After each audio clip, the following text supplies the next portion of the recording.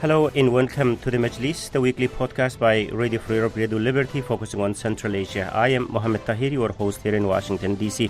In Central Asia, challenges of people with disabilities rarely hit the headlines. At a time when the government resources are sacred, civil society networks are weak, and when the region as a whole faced with numerous challenges, we wondered what are the difficulties or day-to-day struggle of these special citizens looks like. Who are helping them, what are done to integrate them into the society, and what further help they need to become an active member of the society. This is our topic of the discussion in this episode.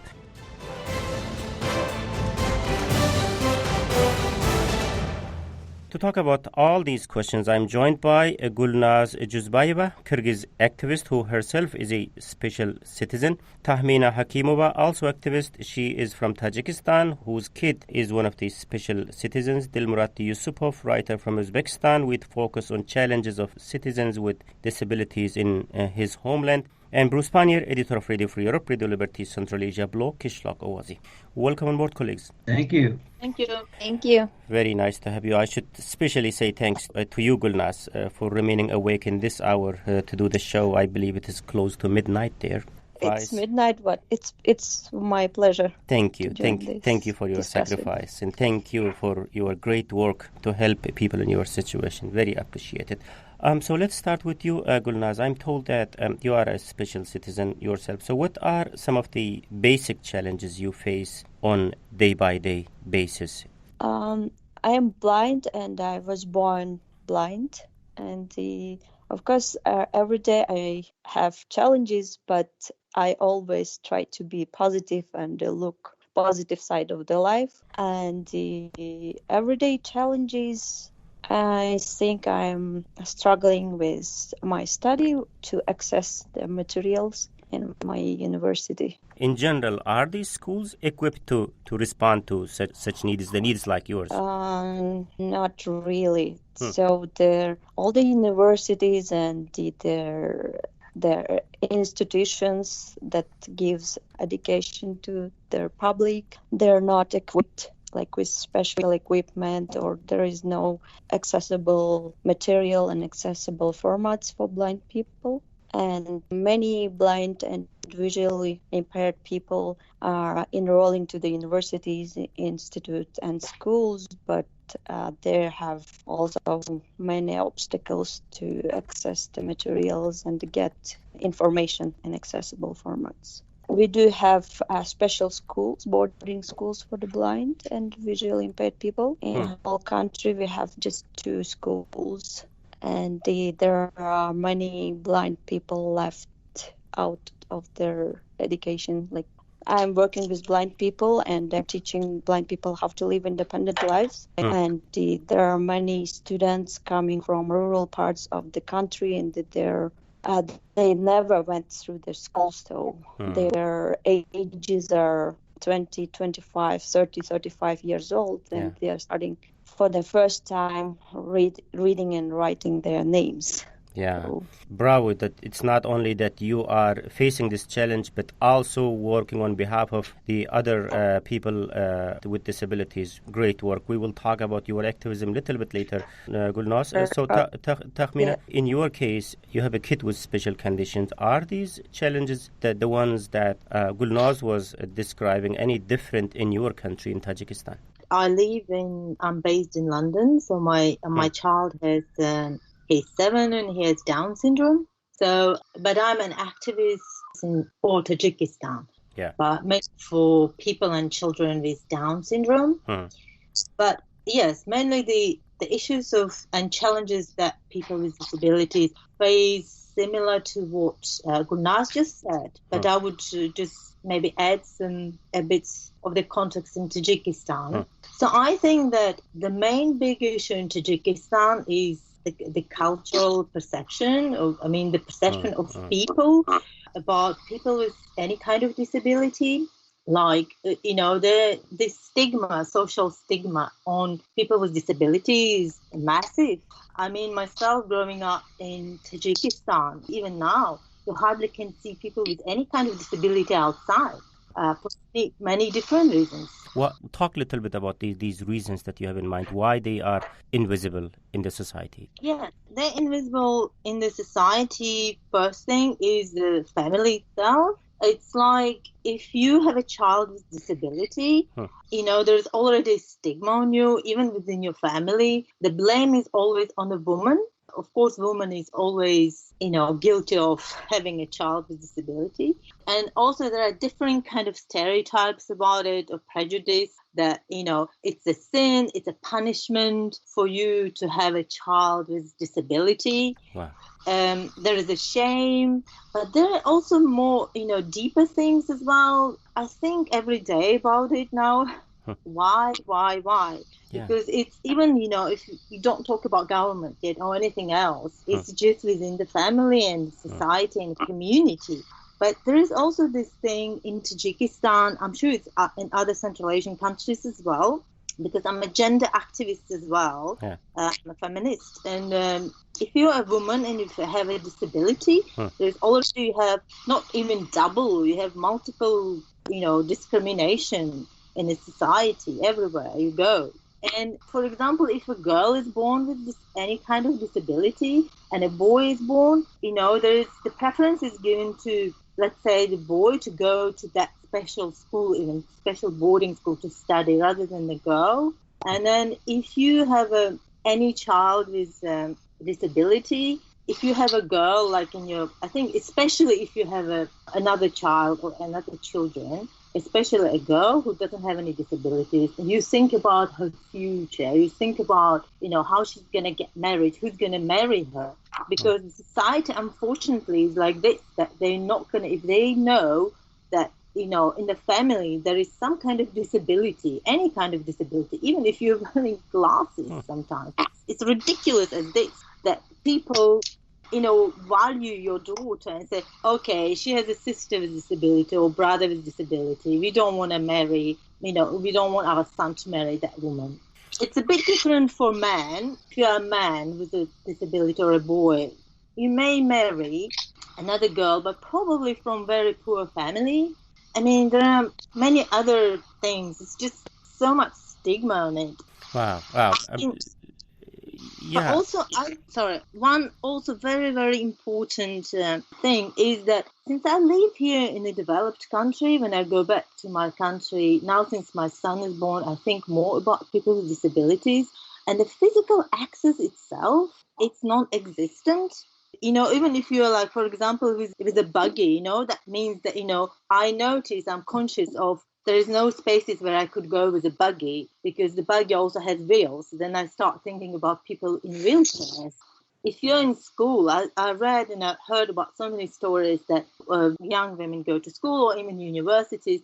And then, since if their class moves to the second floor, let's say third floor, there's no access. She can't go. If she's on a wheelchair, she can't really go. So she has to quit the studies. Yeah. Okay, let's bring in Dilmurad into the discussion. So when we call citizens, Dilmurad, with disabilities, it involves various forms of conditions. And so in your experience as a writer, people with what form of disability is more vulnerable or more challenged in the country that you focus on or in our region? I would like to add to Tahmina's opinion that disabled people remain invisible. First, because they are remaining invisible because of the fact that I think the reason is deep in the history, because we were part of the Soviet Union, and there was kind of a saying in the Soviet Union that there are no invalids in the USSR, because they were all segregated in specialized institutions and no one could see them like walking in the streets as they normally do, for example, in the UK or in the United States or in other developed countries. To your question about what types of people are experiencing more stigma, more discrimination, I would say that these are people with learning disabilities, as Tahmina was saying, that people with Down syndrome, people with autism, for example. People with autism are not even recognized in Uzbekistan, and then they don't usually put a diagnosis autism. And also there are invisible disabilities, like people with invisible disabilities or mental disorders. I think those categories are experiencing the most kind of discrimination in our societies. Bruce, you've been to those places, and Dilmrat just mentioned the Soviet time. So you've been to Central Asia during Soviet time and after Soviet time. The things that our guests are describing, I mean, in terms of their challenges, how would you compare them with the Soviet time? Were these challenges any different then compared to today? Well, I think Dilmurad made the best point there by saying, in the Soviet days, they would have more than likely found, special institutions and schools, and you would hardly have ever seen these people. Now, of course, I had something of a different experience because I was working in villages, and there would be times when I would run into a family that had a child that had a learning disability or some other disability.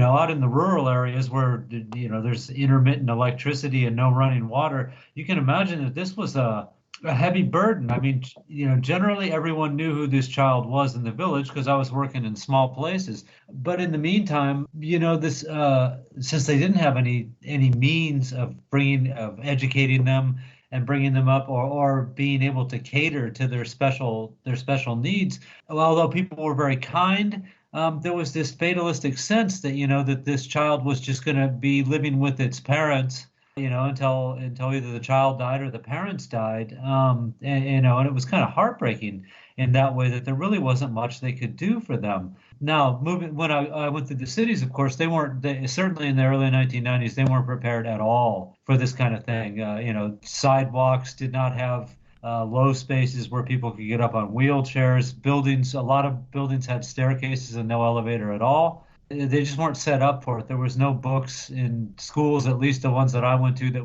were in Braille, so that blind people could read them. So they're getting better. You said at the very start of the show that the problem is that there are a lot of problems in Central Asia that they need to deal with at the moment, and prioritizing them all too often leaves people with special needs behind. I'm glad to see there is some progress, but still, it lags very, very far behind. And, Tahmina made a good point that sadly, instead of trying to help people that find themselves in this condition and their relatives, people a lot of times seem to have this impression that somehow or another something happened in the family that earned them this, which of course is preposterous. Yeah. Can I add on this point? Yeah. I would say that in general there are two things here, as Tahmina and Bruce are mentioning. These first is like attitudes towards disabled people, like negative perceptions, stigma, discrimination based on like traditional or cultural perceptions of disability. And on the other hand, lack of accessibility, like reasonable accommodation and like lack of a suitable environment for disabled people. So we are talking about two things in general when we are talking about disabled people in Central Asia. And about the parents taking care of their children, I think there is a problem of hyperprotection, like overprotection, when like parents, they are too protective of their children. So even if they are grown up, for example, a disabled child, he grows up, he becomes adult, he still is considered to be a child. And protection is good, but overprotection can ruin the life of a disabled child because he will be staying in home and like he will be protected by his family. So he will not be participating in the societies on equals with others. So, Gulnaz, Tahmina, feel free to add anything to what's been said, and any time, just stop me. Yeah. So. I would agree with all these issues because we are in Kyrgyzstan also we are facing such issues. So the overprotection of their relatives and the parents, they are bringing to their child, like there is no future for their child because their parents are not like, it's a nature, their parents goes first. So they're not thinking about their future. They think that they will live with them like all their lives. So when they're grown up and when they're alone, they're not prepared for their life. So for this reason, I think we have to like more inform parents who have a child with disabilities. Thank you very much. So can I just add to that? Sure. So I think that one of the parts of the question that you were mentioning, why these families are hiding their kids. One of the things that I was actually thinking was that it's also the way of their protecting them from the society, from these negative people who are out there. I don't know, maybe kids laughing at their children or something like that. Could be this also in some cases. And I just wanted to add something into the challenges. I think that it's doctors. The doctors in Tajikistan, the medical specialists in Tajikistan, starting from maternity houses. In the beginning of January, one doctor from the maternity house put me in contact with one young woman who just had a child with Down syndrome. So she wanted to know, she had already one child, she just wanted to know what are these kids and, what to expect and things. And I was in touch with her, chatting around and, just encouraging her not to reject her child, because the thing she was telling me was absolutely horrible about the expectations of her child with Down syndrome that was born. And the woman was terrified. And I said, who is telling you these not very nice stories? And she said, the doctors and the nurses around me. I said, please do not believe. Look at my child. Look at my beautiful child. I'll send the pictures. And I said, this is what we can do. And then I have a parent group that I'm, just created. So we talk about her experience. I put her in that group. And she just told me that the doctors themselves and nurses are telling her to reject the child, leave the child, and then they'll, take care of the child, give it to the orphanage. And then she said, my husband also wants me to reject. This is very often happens, that the husband and the mother-in-law get interfered and say, me or this child. And then this child, unfortunately, gets into the orphanage. That's what happened with this woman. She said to me that I'm not going to reject my child. And then when I start writing to her the next morning, she didn't write to me. And then the doctor just told me she just rejected her child. Wow. I was so frustrated because I couldn't convince her. And for me, every baby with Down syndrome is like, somebody rejected my child. And I don't blame the woman, but all the things that she was going through from the child was just born. In the developed world, anybody can say your child it's confirmed your child has Down syndrome. You need to give a blood test, especially blood test. In 7 days or 1 week's time, you can get confirmation. Education needs to go beyond parents than, the way you are describing that, Tahmina. So, Dilmurat, earlier you mentioned that you said the stereotypes coming from Soviet times. So, what is the source of this negativity? Can we clean ourselves by blaming the Soviets in this? Or there are more reasons than one? The example that Tahmina was describing it actually relates to purely medical understanding of disability, which also takes its roots in the Soviet Union. Because for many people in Central Asia, in Uzbekistan and other countries, I think disability is conflated with illness and sickness, which should be cured. And the only solution is medical rehabilitation. And in Tahmina's case, Down syndrome is considered to be an illness, or like sickness or abnormality, which should not be accepted and should be treated or anything like this. And actually, if you look into the legal definition of disability for example, in Uzbekistan, disability is impairment or it's illness or sickness. So the problem is in medical understanding of disability. And medical personnel like doctors, nurses, or any other staff members, they always have lots of power in deciding what to do, like placing this child into a specialized institution or taking this child out of the family or advising family not to take this child home. So they have really a strong power in this issue. So we also have to deal with their attitudes and educate them, as like Muhammad you were saying. And also this all goes back to Soviet Union, where this was happening, and the only solution was to medically rehabilitate those people so that they become normal and then they participate in the society. So the requirement for them was normality, and the concept of normality is really strong in our societies still. Yeah, okay. I'm going to challenge you, Dilmrat, in this concept. It's been 25 years. Soviet is a history now. So why it's not changing? Let's do that little bit in the second part of the discussion. So this is the reality on the ground. So who is helping Central Asian citizens with particular challenges? What further help they need to fully integrate into the society? We will continue the discussion talking about these and many other questions very shortly.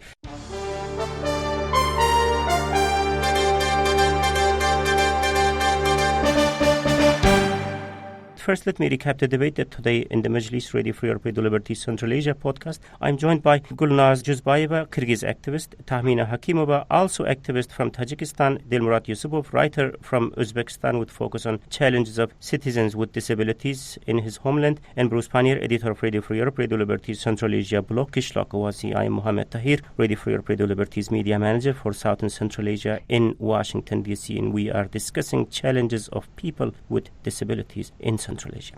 Also, I hope it's not really visible that from the last couple of days I'm going through a severe flu, but I could not pass this discussion, so I hope in trying to do something good I'm not harming. But I'm so glad that we are doing this show, and again, thank you very much for agreeing to join the discussion. So, Tahmina, let's go into a little bit into a solution-oriented discussion. In your case, you have been there for any and every help your kid needed. But usually, where the help comes from to people with special needs in Tajikistan? Oh, this is a very, very difficult question, if the help comes at all. But that's why I decided to become an activist, and at the moment I'm fundraising for and do some projects for kids with Down syndrome. But where the help comes, if you look at the recent actions of the government, is quite positive in a way, because it's, the government of Tajikistan, the president signed the convention on the rights of people with disabilities in March last year. It's a big step, and there's been a big campaign about it by the coalition of associations, parents of children with disabilities. Now there are like 36 of them all over the country. So it's their big success.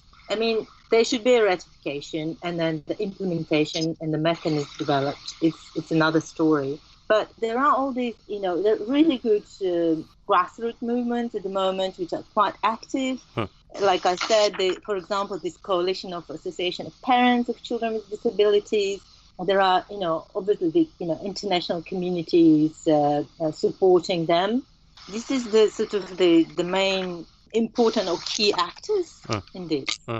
Yeah, Gulnaz, so you are one of the activists. So in doing your job, so what kind of challenges you as an activist face, and what kind of help you get from whom? It was really challenging because in my group we are all blind people, organized public association, like non-governmental organization, with the goal of to help other blind people. So first challenge was when we are trying to break those stigmas, stereotypes that all the disabled people are not capable of doing something. So we are trying to show to the public that we are more capable than they think. So we try to do everything by ourselves, and the reaction of other people was really low, low expectations from us.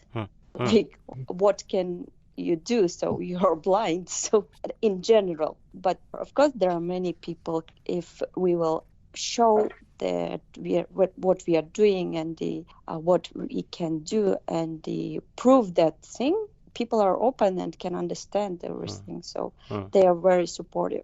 Tahmina and Gulnaz, to both of you, for a minute, just imagine an ideal world that you have all the resources you need to complete your next project. And so what would be your next project? My next project will be actually in spring, in April, because I'm fundraising at the moment. But if I would have all the resources, that I think, talking about the children with Down syndrome and people with Down syndrome in Tajikistan, I want to see them, first of all, healthy. I want them to go through whatever routine my son goes annually, check their thyroid levels, endocrine system, heart, all these things, everything is set up, that all the doctors are educated So we've educated the doctors so that they don't tell the parents when they come, your child is a vegetable, go back, And then I want to see my children, I call them my children, but, happily going to nurseries, even to mainstream nurseries, kindergartens, happily included with all other children. And then I want to see them going to the primary schools and then, whatever schools, and to be included fully and accepted. Inclusion, it's not just, there is a law or national program on inclusion. Let's put one kid with Down syndrome there and then, just he's sitting somewhere in the corner. No, it's fully included like my son is. I want to see that parents are empowered. The parents have the capacity. They're trained. They know how to develop their children. It is at the moment they lack this. Yep. I would like to add to this question, Mohammed, about what kind of support is available. Sure. Something? Yeah, please. I think the main support comes from the government, which still kind of continues the system which was started in the USSR again. For example, we have specialized medical labor expert commissions, which identify, which recognize disability and they register disabled people as disabled. And then the government provides disability pension, which is a really limited amount of money, less than 50 USD in Uzbekistan, which is not enough. But the attitude of the government is that, okay, we are providing you with disability pension and then you keep calm and we are solving this problem. But you can't solve this problem only by giving a disability pension.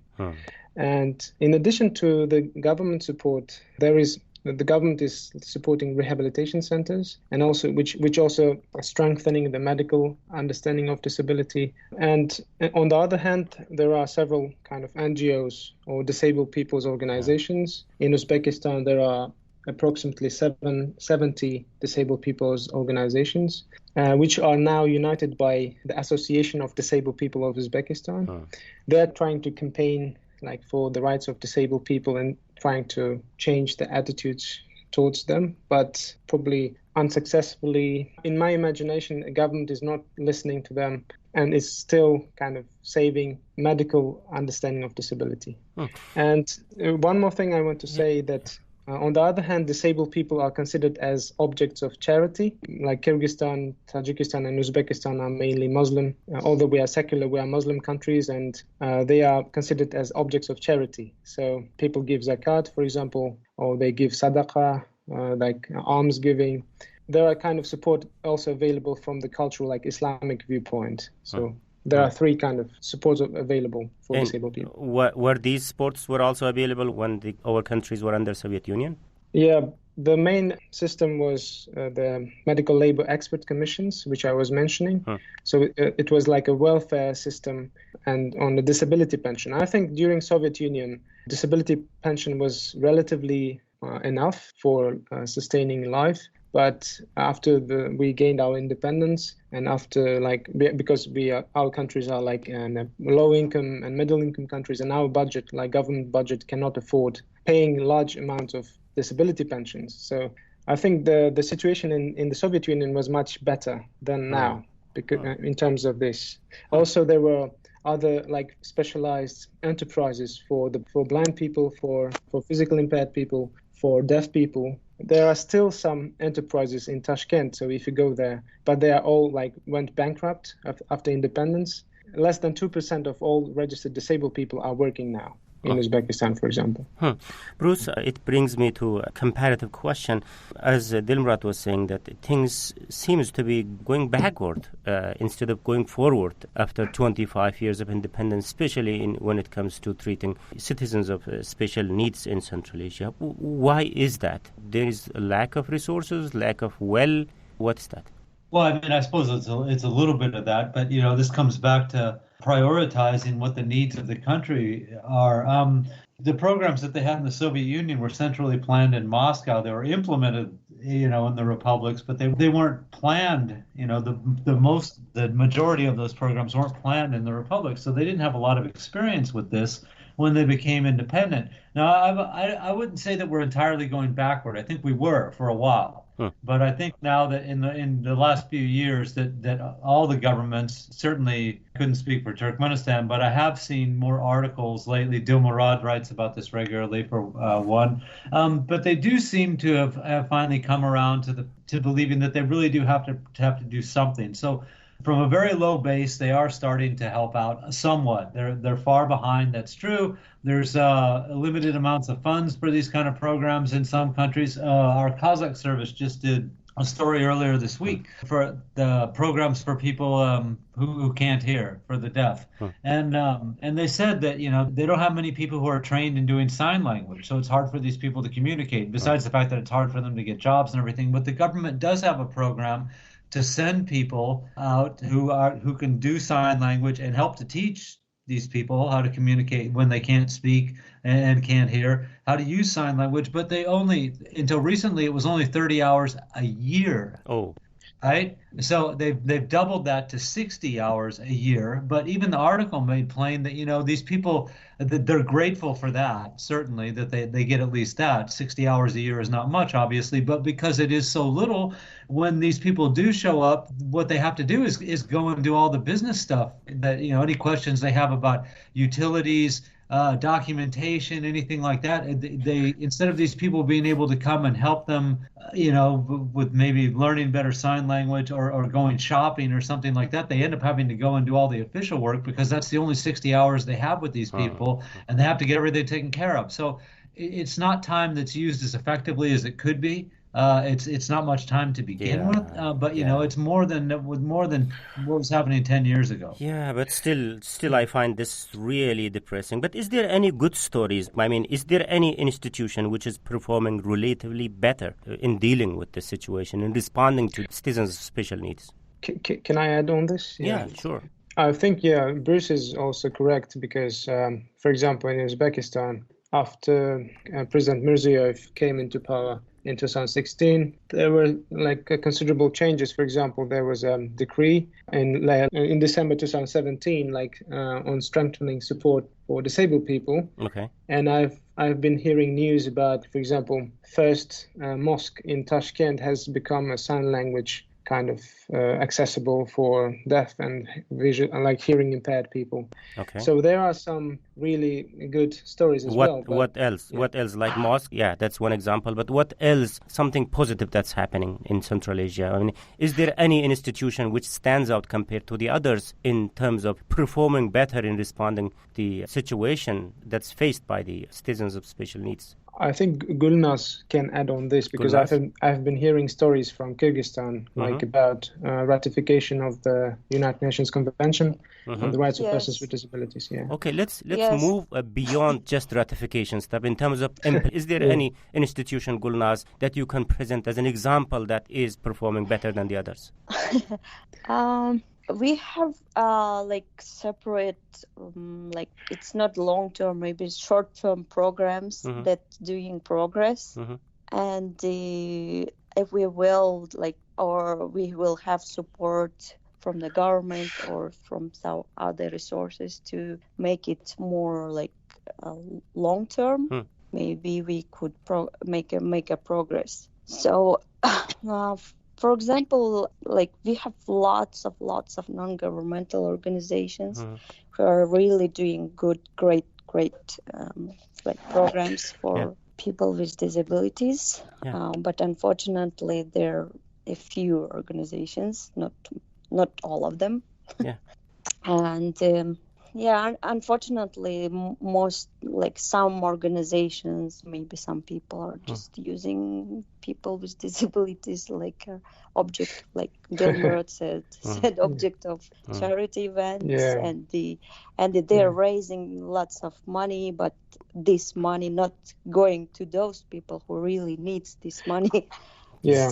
And in my experience, so I can tell just about my experience, so I cannot tell for other people. So for my training program, we are trying to be teach to other blind people be positive, and we are trying to break that stigma that their dependency, because all the people with disabilities used to be dependent from other people's decision, like someone was giving their solution for them. So that's why we are trying to teach to our blind students that they need to change first, like their mindsets, and not just asking help from others. Like they should think what they can do first. I agree with Gulnaz. We also have many NGOs in Uzbekistan, but the approach is always like charity approach. For example, they organize like charitable events, like a massive cloth feast or anything like giving presents. But they are used again as objects of charity, not equal citizens, which have the right to education, employability, and all the stuff. So there are very good like feasts, like ceremonies, traditional events on holidays, like on Nowruz or like on during Ramadan or during like the International Day of Persons with Disabilities. But they are all through the prism of charity. And then this approach makes disabled people like dependent on charity because they are like passive recipients of charity. They are not like active citizens. And I think this is not a good approach to the problem, to the issue. So we should change this to like rights-based approach rather than like a charity approach. Yes, the most organizations, like we have lots of organizations and businesses that it's like social, like corporate social responsibility of their like organizations, and that they are trying to help some, for example, orphanages or for blind people, or they are choosing their target group, and they're like most of the organizations, I think. It's, I don't know, maybe it's cultural issue, or I don't know. They think that disabled people are always in a poverty, and they need only food. They're just giving food. And if we are trying to change this, when we are asking also help, we are always saying, okay, if you want to change their society and you are trying to help, please contribute to their education.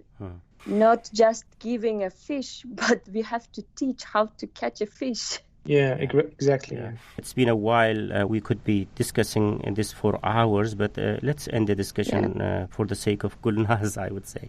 Final point is, it's kind of, let's say, it's a wish or wishful thinking. So given all these challenges, if there was one step which, if taken, could have maximum impact in the life of citizens with special needs, especially in order to fully integrate, our brothers and sisters with disabilities to the society, what that step would be, what that help would be. Who wants to start this? Maybe Bruce? Well, I'll go from my own personal experience. Obviously, I grew up in California, and when we were in school, the school for children with special needs was right next door to us. And we had time where we mixed with them several times a week. And you had, as we got older, and by older I mean 8 or 9 years old, we could there was like electives, more or less what they called. You could have an hour of some time where you had to do something, but you could pick what you wanted to do. And in my case, I did choose to go and work with the people. Some of them were physically handicapped, some of them were mentally handicapped, but we saw them all the time. I mean, obviously small children can be cruel, but there was also a lot of us that weren't like that, and that we did see these people, and we did make friends with them, and we got used to the fact that they were there. And so I grew up understanding, that there's various degrees of disability and how that works. And, ultimately, I think just that these are people, and good, really good people. Like I said, we had a lot of good times together. And I think it really helped me and my friends, early on in life, to understand that they're among us, and that's a good thing, actually. Yeah. Okay. I would agree that when all the disabled people are like visible in general public, people will accept those people. Like the thing is, the community should, if we want to change community, we have to be visible, like from their childhood. If their kids are with disabilities, like we shouldn't be separate. Like we should be like in their public. So let's end our discussion with some of these wishes. So Dilmurad and Tahmina, I believe. So what would be your wish? I mean, if we could take one step to improve, what that would be? So based on our conversation, I think we can conclude that disability is understood in Central Asia as mainly as a medical issue or like a charity issue. This should be changed, and disability should become a human rights issue, because disabled people, they have the equal right to education, to employment, just to participate in the society. And to do this, I think we need to focus on two things. First is to empower disabled people themselves, to work with disabled children and disabled adults, and through education, through inclusive education. And on the other hand, we should mainstream disability into our society. We should change attitudes of medical professionals, of teachers, even journalists, researchers who are doing research on this. So trying to frame disability as not a charity or like a medical issue, but as a rights issue. So I think these are two things that we should do in the future. Okay. Tahmina, what would be your wish? Can I just wanted to give a little bit of a brief perspective on Tajikistan on the previous question. Just wanted to say that I've been very impressed of what is going on at the moment.